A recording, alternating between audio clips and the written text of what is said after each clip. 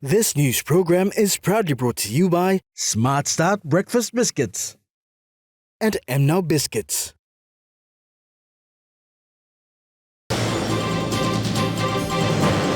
Morobe Governor Luther Wenge joins Pangu Party. Public Solicitor presents report to Governor General. And the PNG ecosystem of high value.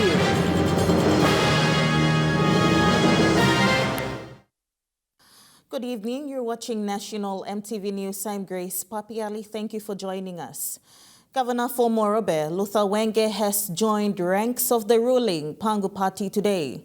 Governor Wenge is the sole member and parliamentary leader for the People's Labour Party, founded by Peter Yama. His joining Pangu Party brings the total number of Pangu members to 53. Governor Songan, the Honourable Luther Wenge. Flanked by Pangu Party members representing the members from all regions of the country, the State Function Room was filled to capacity today with a major announcement from the Prime Minister, James Marape.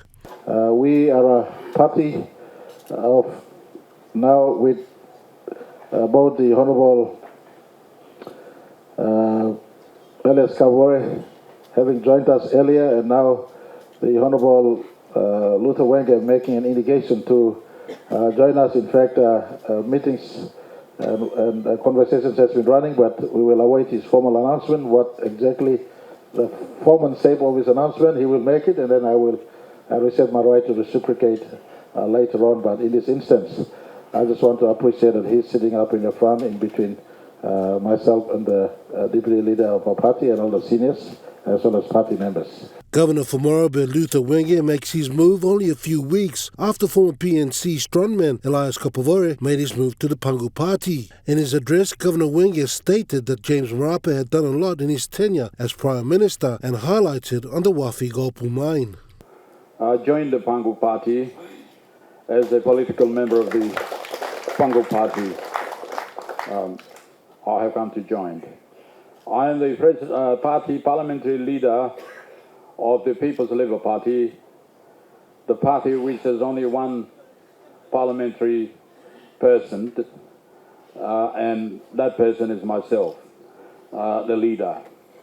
And Mr. Prime Minister and the Pangu Party and the others who are here, and those who are going to hear me or see me, I want to say, Prime Minister, I invite you to concur with me that I take my boat with me into the bigger boat, Pangu Party. The move by the Morobe Governor was welcomed by Lay Open MP and Deputy Prime Minister John Russell.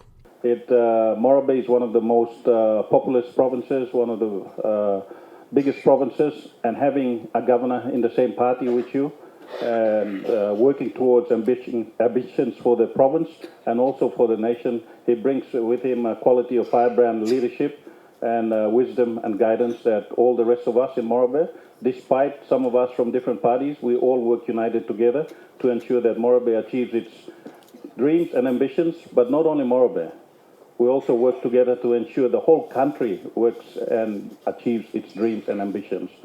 The Morobe Governor also revealed that his move to Pangu will allow him to accomplish certain development agendas in which he did not specify. Rocky Iso, National EMTV News. The Office of the Public Solicitor has recommended for Parliament's approval to increase funding towards the office to recruit more lawyers. The Public Solicitor Leslie Mamu presented its 2022 annual report to the Governor-General, Sebob Dadai, at the Governor-General's house this morning.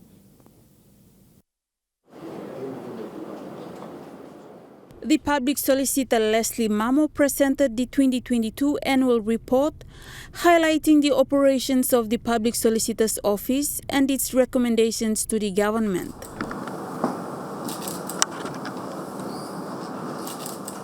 The operation really depends on the functions of the office, which is providing legal aid in criminal cases and civil cases. When we report on the operation, we basically providing data, statistics on the number of cases that we dealt with in 2022 as well as the resources that the government provides through the national budget for the operation of the office. Budget in terms of personal emoluments, the salaries and wages for the lawyers as well as the corporate staff, as well as the budget for goods and services. Mr. Mamu says due to increased population in the country, they are recommending the parliament to ensure that there is sufficient funding to enable them to recruit more lawyers. He stressed that they currently have a total of 82 lawyers, but they still need 50 more lawyers to operate effectively. Recommending to Parliament to ensure there is sufficient funding going forward to enable us to recruit additional lawyers. The requirement or the legal aid applications has increased, and so our lawyers are outnumbered 100, 150, 200 files for lawyers. And so really that is not healthy for a lawyer, individual lawyer, to be handling so much workload. Mr. Mamu also mentioned that they do not have offices in Chiwaka, Hela and Western provinces, and those offices need to be established. He went on to add that there are other outstanding issues. However, recommendations were not included in the report presented today, as they are mindful of the cash flow issues that the country is facing. Yes, there's so many things that we can provide and ask of government, but we're also mindful of the cash flow issues that we face. You know, the government continues to borrow monies because we need to service all the various aspects of operation of this country, and we're mindful of those, and so we don't want to ask over and above what we really need at this stage. Those are the two main matters that we need: the lawyers, increased number of lawyers, as well as the replacement of the fleet. Esther Gane, National EMTV News. The Auditor General of Papua New Guinea presented the Section 19 of 2020 Annual Audit Report for all constitutional office to the Governor General, Sir Bob Dadai, today.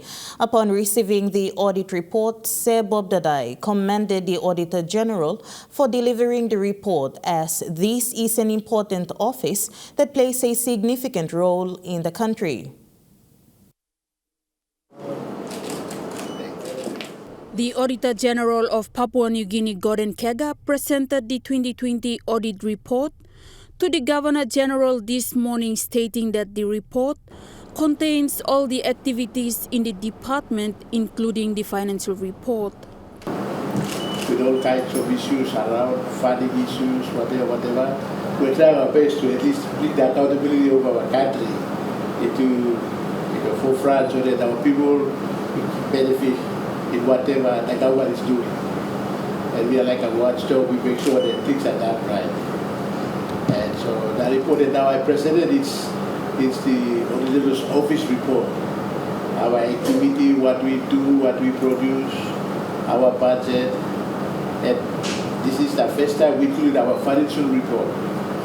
Auditor's financial report is included in this report for your office and for the people coming here to see what the Auditor's Office is doing. Mr. Kega says the office is funded by public funds, therefore they have to provide the report and be accountable on what they do with the money. Basically, what our function is, it's a constitutional responsibility. And the Auditor's Office is something to do with the audit of government accounts. We make sure that the spending, the appropriation is done in line with law. Sir Bob Dadai thanked the Auditor General for presenting this important audit report. Also decided that the department that we work is very, very important. It's a very, very important, there's a very important role to play for the government departments to make sure that the departments are operating within the financial requirements. that is expected of them. And so your role play a very significant role. I want to say thank you. You don't only go and inspect the other government departments, but you also demonstrate that you also maintain your records as well. So today, you demonstrated it by presenting your annual report. Mr. Kega highlighted that he will be presenting the 2021 and 2022 audit report by the end of this year, and the 2023 audit report will be presented in 2024. Esther Gane, National EMTV News. The United Nations Development Programme, together with the Conservation and Environment Protection Authority, are hosting a 3-day forum on national protected areas at the APEC House in Port Moresby. The event saw participants from different organizations and stakeholders coming together in dialogue to discuss ways forward in protecting national protected areas in the country. The Protected Area Forum is an avenue for individuals, organizations, and stakeholders to discuss and find ways forward and solutions to challenges in protecting the national protected areas in the country that will sustain livelihoods of people. Conservation and Environment Protection Authority's Director for Sustainable Environmental Program, Kumaras K. Kalim, says there are around 62 protected areas in the country that need to be protected. Speaking at the forum today, she highlighted that funding and implementation of programs is a challenge they are faced with. So that gives us a grand total of 55 million kina to implement all these 5 goals over a 10-year period. We made a submission on this to a Department of National Planning and Monitoring, who are the key people that needs to be informed of the policy on protected area and take them through the implementation plan so they could be able to support us in terms of implementation. She spoke on the Protected Area Policy Implementation Plan 2018 to 2028 and the 5 pillars which she says need to be reviewed. The first pillar really talks about governance. Second talks about sustainable livelihood. Third talks about adaptive management. Fourth talks about the networking. And fifth on the sustainable financing. So the policy itself provided guidelines for selecting, designing, and managing protected areas. There are a lot of these reports that are just waiting for the protected area bill to be enacted, then we will make them available so we don't get ourselves confused. The policy also covers sea and land. It includes international obligations and declarations such as our World Heritage and Ms. Kalim says the policy is in line with the government goals and directives, and it is not something new. She emphasized that collaborative efforts from all stakeholders can help protect the areas and sustain livelihoods. The forum started today and will conclude on Thursday this week at the APEC House in Port Moresby. Cynthia Maku, National EMTV News. Papua New Guinea has some of the highest value in ecosystem services globally, which adds more value to the country's GDP. This is according to a Value for Nature report conducted by the United Nations Development Programme, which was presented today at the National Protected Area Forum by UNDP's Chief Technical Advisor for Sustainable Financing of Protected Areas, Dr. Andrew Rylance. The Value for Nature report is a first in PNG conducted by UNDP. Dr. Rylance, when presenting the report, stated that protecting the protected areas will protect livelihoods and contribute to economic developments. That actually by receiving increased financial support for protected areas is not a sink, it's not a budgetary sink, it's a significant return on investment. It acts as I said at the start, it is the foundation of economic productivity and livelihoods. And I can see a few people nodding, and you know this already, so I'm not telling anybody anything new, but this number helps give you the justification, the added incentive for decision makers to increase budgetary support towards your protected areas. The report stated that the value of PNG's ecosystems can contribute meaningfully to the country's GDP. Determined with a conservative estimation that the ecosystem services generated by the natural environment equates to 1 trillion kina per annum. That's 13 times the national GDP. That demonstrates that what is produced in the country as a gross domestic product is not indicative of actually what the value of nature is and how investing in it generates a significant return. Dr. Rylands, however, highlighted that due to lack of attention on investing in the environment, the value of the ecosystem is not recognized. But actually, investment in those areas makes multiple impacts across all walks of life, from health benefits to social services, to education, to green and blue job opportunities, to governance, to gender equality. But unless we're able to put something to those numbers, it's difficult to move from the rhetoric to which you all intrinsically know through your experience to those that have not been involved in the sector. UNDP is now encouraging Conservation and Environment Protection Authority and interested stakeholders and groups to use the report to encourage the government to invest in PNG's environment. Cynthia Maku, National MTV News.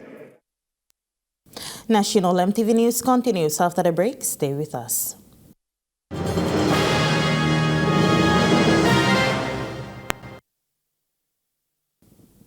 Welcome back to National MTV News.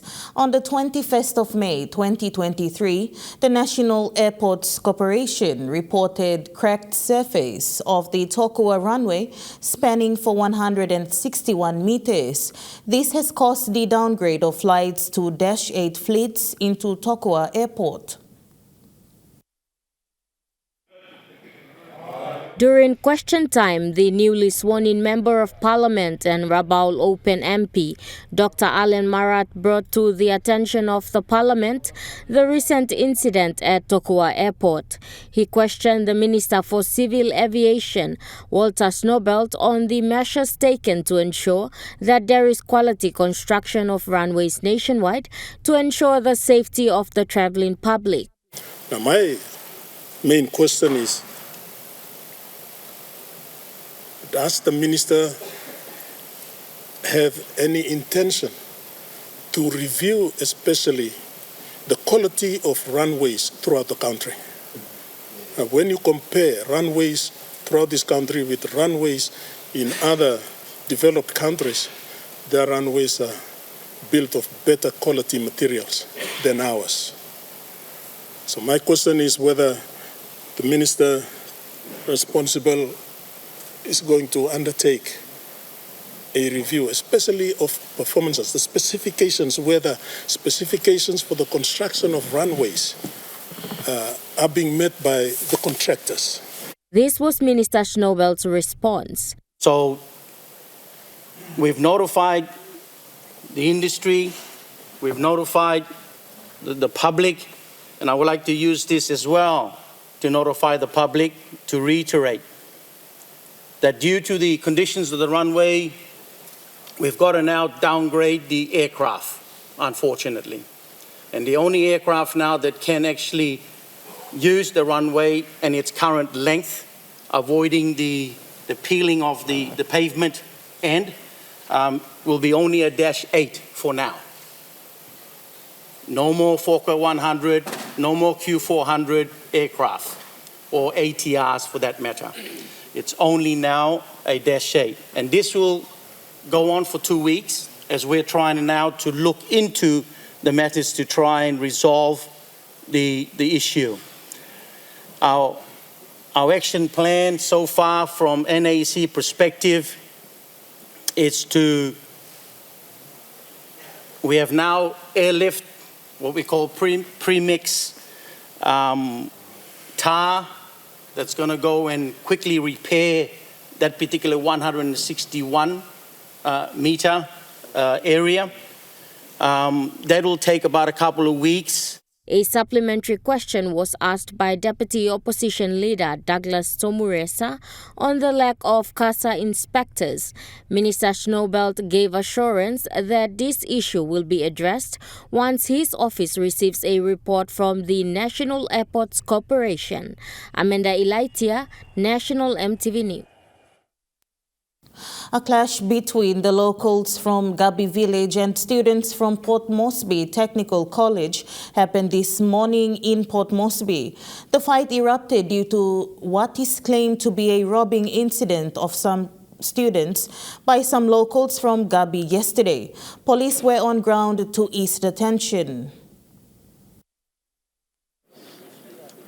Port Moresby Technical College students, mostly males, gathered in the school campus to discuss the situation at hand. A big clash escalated this morning just outside Hanwabada village. Fight broke out as a result of students' retaliation to the locals of Gabi. At around 1 p.m. today, the roads were cleared off by police personnel. However, the situation is still tense. The fighting resulted in few students sustaining injuries, and one student was shot and was rushed to the hospital and unfortunately lost his life. We are here at Port Moresby Technical School, and as you can see, students are gathered and aggrieved students are airing their concerns on the incident that happened earlier this morning. Student Representative Council President Nason South had this to say while addressing the student body. There is only one voice now, students of Port Moresby Technical College. You want to raise it up to the government of the day, Marape Rosso government. What we have seen, there is no law protecting with the students to this Hanwabada people. These Hanwabada people, they are not governed by any constitution. They are taking freedom outside of the constitution.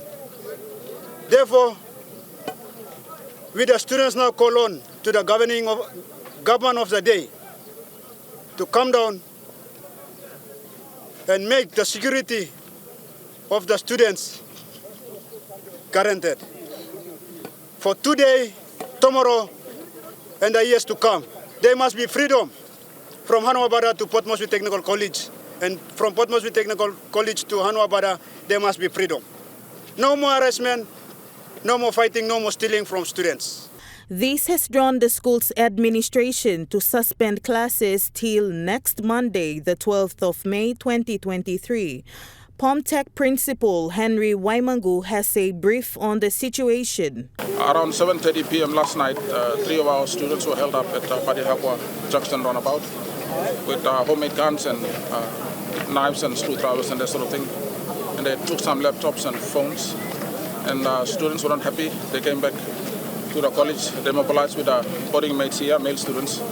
They went back and there was a fight. In the fight, they demanded for their staff to be returned. We tried to stop them this morning to go on and continue the fight, but unfortunately, they went to demand for the return, but it turned into a fight, and some students got injured in the process.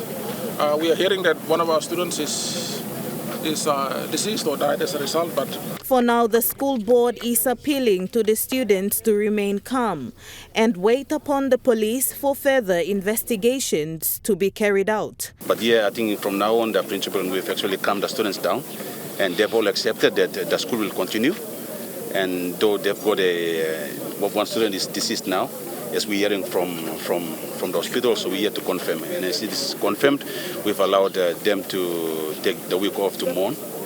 And then the school will start again next Monday. And so the governing council will convene immediately to set the next course of actions for what we'll do to address this issue that has confronted us here at the college. In the meantime, police investigations are underway. According to Commissioner David Manning, they are working closely with the school's administration on the matter. So we've had our people there. I've been briefed by MedSoup and the Division of Finance. We have our people that are working closely with the school's administration as well as the leaders of the local communities to have this resolved. Trying to still ascertain there's many reports as to the cause of this confrontation between students and the local village. As soon as we get the facts around that, then Grace. The Total Waste Management Group of Companies is currently constructing Papua New Guinea's first ever engineered landfill facility at its site base at Roku in the Hirikwayari electorate. During a site visit yesterday by MTV's news crew, Managing Director of Total Waste Management Group of Companies, Corey Chen, said that this facility is anticipating completion by the end of July this year. Situated just atop at the gateway to Roku village and currently undergoing construction is Papua New Guinea's first ever engineered inert landfill. This facility is about 11,000 cubic meters in size and is designed to meet international standards.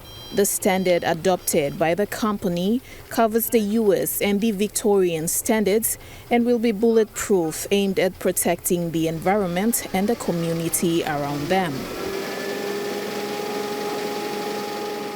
Total Waste Management Group of Companies Managing Director Corey Chen elaborates further.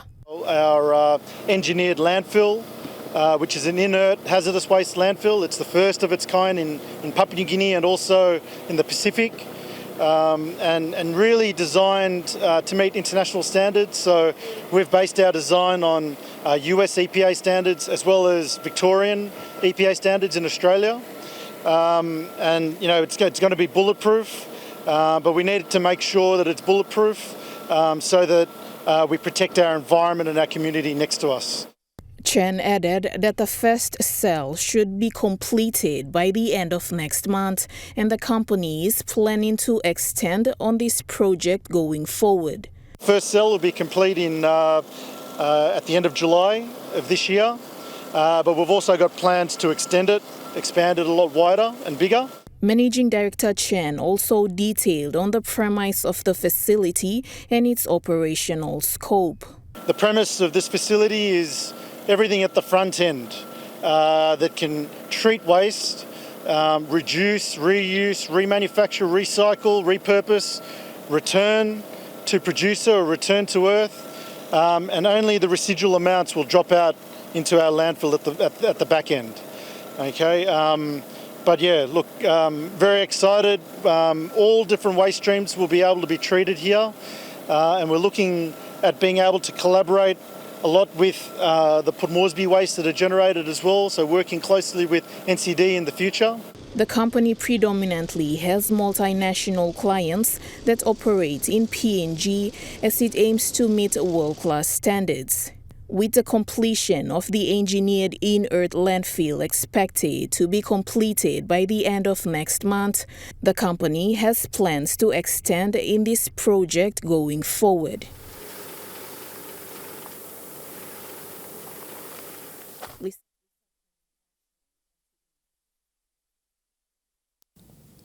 The Total Waste Management Group of Companies has been in operation since 2017 and has been providing services to the communities in which it operates out of, specifically in the Hirikwayari electorate.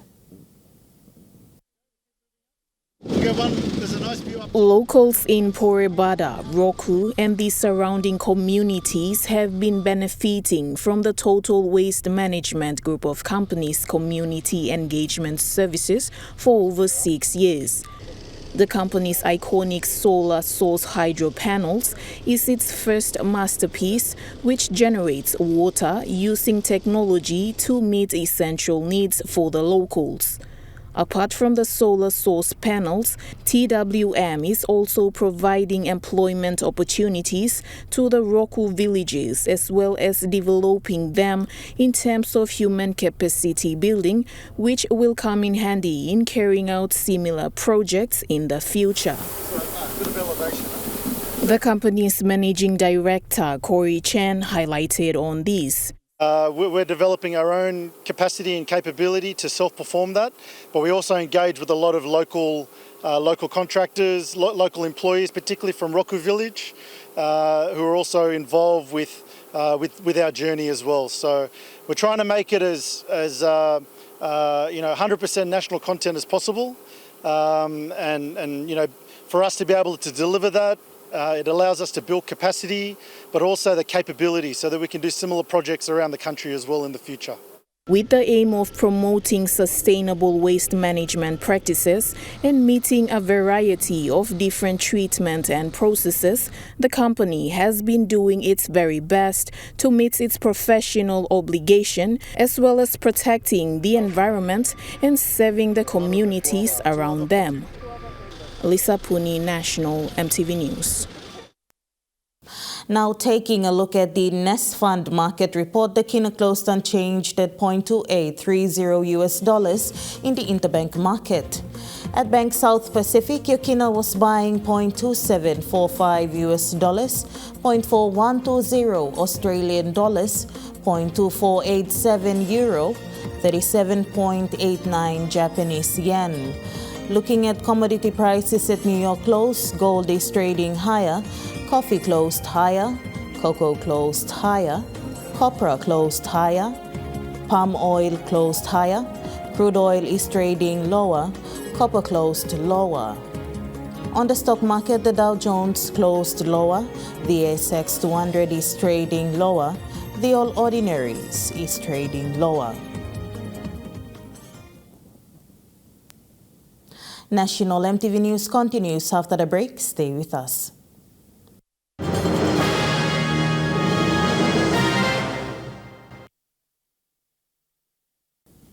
Welcome back to National EMTV News. During question time of Parliament today, Governor for Morobe Province, Luther Wenge, questioned Prime Minister James Marape regarding the Mosby South MP Justin Techenko. In his reply to the Morobe Governor's questions, Prime Minister James Marape revealed that the Mosby South MP would address the issue in a parliamentary statement tomorrow. Marape also said the matter is being looked into by the relevant state agencies. Funds Trustee Limited for the During question time this afternoon, the Morobe Governor raised the issue on the Mosby South MP, Justin Techenko. Are you going to direct the honourable member? I'm not sure of the position. Is the minister, but he's not going to perform the function of the minister, so we can call him a minister?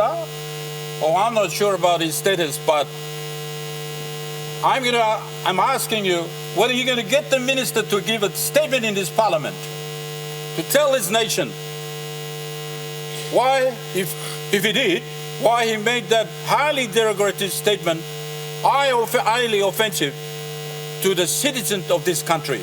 This was the Prime Minister, James Marape's response. Caused him to make this statement in reference to those who were taking his daughter. So he made an address to us in government caucus today that if he has offended any one of us, then he did apologize and talk also. The Prime Minister said he had a short full ministerial portfolio of the Foreign Affairs Ministry and that Justin Techenko had volunteered to step aside and called on Papua New Guineans to rise above the issue. Kan talk you miss make him the society yeah. So you may talk when they barely see to some. You got contribution logo a man, some time, some place stuff no good space, some place stuff good space. The moment the question was put to him was one of his weakest moments where all talk. How you think Logelbri will talk to Longanan? You know, as a parent, as a father, he made that response. Tomorrow I made to make him talk, but we clear it. But for the record, me like talk. the leader was kind enough that he vacated the Foreign Affairs portfolio and he held it. Prime Minister Marape revealed that the Moresby South MP will address Parliament tomorrow regarding his comments. I'm also talking to tomorrow, I must ask in Parliament and make him talk. So explaining to the country that I'm in a minimum of the country. Man, Mary Limi, I'm labeled in one of them talk. Tomorrow I met by explaining to the country and by making clarity. And so, Mr. Deputy Speaker, me like ask him, Governor of Morobe, also Lara Yumi, receive him right Logan, make him talk to Logan tomorrow, by me harem talk to Logan to the Parliament. As Parliament resumes sitting tomorrow, all eyes will be on Waigani, as this will be the first time Moresby South MP Justin Tichenko will address the matter since his press conference announcing that he will step aside as Foreign Minister. Rocky Iso, National MTV News. Moving to overseas news now, and 2 Australians face the death penalty in Vietnam after being granted amnesty after Australian Prime Minister Anthony Albanese's visit to the country. The Prime Minister has returned to Australia from his trip to Southeast Asia, which included speaking at the Shangri-La Dialogue in Singapore. Wrapping up his trip, Mr Albanese lobbied the Vietnamese government to intervene in the cases of the 2 men who have not been named. The families of the 2 men have been informed and are asking for privacy. They passed on their thanks to the Australian Department of Foreign Affairs and Trade officials who've been working on this for some time, but they are very much relieved today with this outcome. Ukrainian forces have made advances against Russian forces as Russian authorities claim that Ukraine has launched a large-scale offense. We're in a secret location in the woods in eastern Ukraine, and what's going on here is training. You can hear a bit of artillery in the distance, and they're training for the counter-offensive, and what they're doing is learning how to clear mined and booby-trapped territory that was once occupied by the Russians, and that will be key if they break through those front lines. A lot of those areas will have booby traps and mines, and they'll need to clear them very quickly. One of the things that we heard from the soldiers today is that they're ready for this counter-offensive and they know what they're fighting for. Of course I know what I'm fighting for. My mother-in-law now lives at my house because her house was demolished. Artillery demolished the house. People came to us, took away our houses, our territories, and they say, this is ours. That doesn't happen. Our people are important, our territory, to liberate our homes. My house is under occupation. We fight to save the territorial integrity and statehood of Ukraine.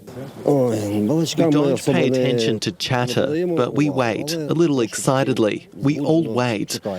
I want to do something to drive all this nonsense out of our land as soon as possible. The soldiers here have been telling us they've been training very hard leading up to the counter-offensive, and that they're incredibly grateful to Western nations for the training and equipment and the weapons that they've provided them.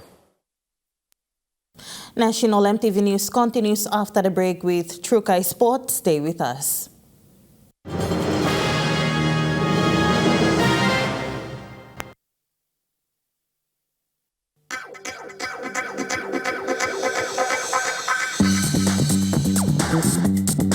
Trukai Sports.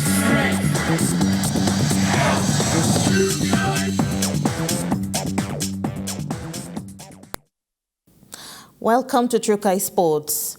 EPG Engamiox skipper and captain Junior Tallinn has been called to train with the SP Hunters following the Miox and the Snakes Tigers clash over the weekend. Tallinn is the second player after Seal Carlo from the Miox franchise to be scouted to train with the Hunters midway this season. The EPG Engamiox fierce leading back rower Junior Tallinn, who has claimed 5 Man of the Match award out of the 8 straight wins for the Miox, has received a call to train with the SP Hunters starting this week.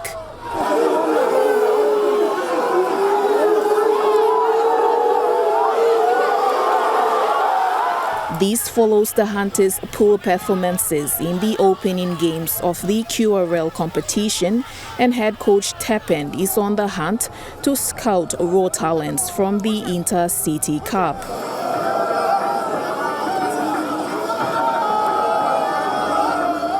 Tallinn is the second player from the Mioks to receive a call from the Hunters. Other players who are on similar arrangements include Snakes Tigers Warren Glare, Pom Vipers Philemon Kimiside, and Mendy Muruk's Ishmael Waine. Lisa Punichukai Sports. In the inaugural OFC Women's Championships League, the Solomon Islands Koloale FC has placed its second straight win after defeating the Samoan Kiwi FC 2-1 at the Sir Gilbert Murray Stadium. The Koloala FC dug a little further in the contest to register their second straight win when they defeated the Kiwi FC 2-1 in the OFC Women's Champions League. Both sides were scoreless in the opening half, but the second half saw them advancing through to score goals. For the Kiwi side, it was a contest of improvement following their 2 losses. This saw the youngest player in the tournament, Florencina Khalifa, who is on the Samoan side, scoring the Kiwis' first goal of their campaign as the underdogs in their quest to cause an upset over the Koloala Edge. Digging deeper to nail their second straight win in the championships, the Koloala side succeeded a 2-1 win at full-time. Meantime, with just 4 days away before the finals playoff, the 4 visiting teams will be having school visits tomorrow at selected schools in Port Moresby. Lisa Punichukai Sports. Trukai Sports continues after the break. Stay with us. Trukai Sports. Welcome back to Trukai Sports. We continue with overseas sports stories, and the Game 2 of the State of Origin is 2 weeks away, but the coaches have some selection headaches already, and there have been speculations as to who will into both sides. Nathan Cleary is set to miss the rest of the series, ruled out for up to 6 weeks with a hamstring injury. Blues coach Brad Fittler is now on the lookout for his replacement, with talk Nico Hines could make his Origin starting debut. The Maroons have also been dealt a blow, with Souths forward Jai Arrow ruled out of the remainder of the series with an ankle injury. In AFL, all eyes will be on the tribunal tonight, where Collingwood's Jordan D. Gui is facing a 3-match ban for a high bump. Meanwhile, Melbourne's Jacob van Rooyen is the Rising Star nominee for round 12. He was a key player in the Demons' win over Carlton Friday night. He had 16 disposals, took a game-high 7 marks and kicked a goal. And how's this for a contract extension? Sydney defender Nick Blakey has signed a 7-year deal, keeping him at the Swans until at least 2031. The AFL has confirmed it started investigating Hawthorn over the handling of a cultural safety review known as the Bin Mada Report. 6 First Nations people have lodged a complaint with the Australian Human Rights Commission against the AFL club, alleging they endured racism there. It follows a report and an AFL investigation into the complaints that made no findings. And that ends Trukai Sports. The weather report is next. Stay with us. Trukai Sports.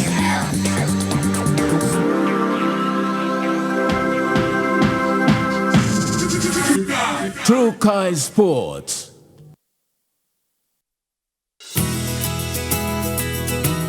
This weather update is proudly brought to you by MoniPlus, with you always.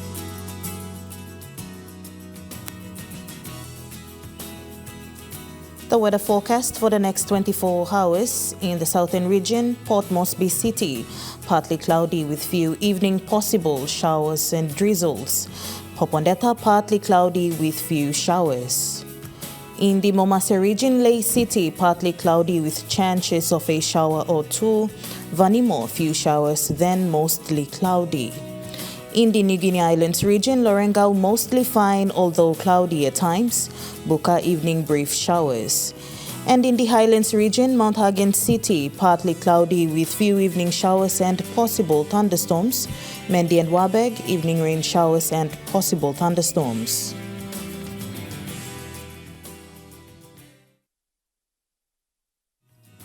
The weather update was proudly brought to you by MoneyPlus, with you always.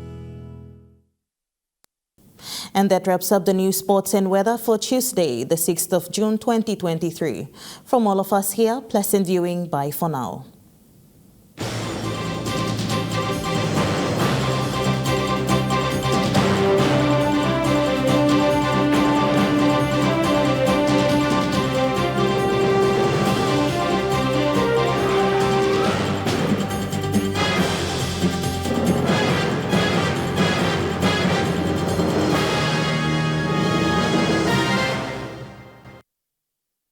This news program was proudly brought to you by Smart Start Breakfast Biscuits and Gold Nuggets.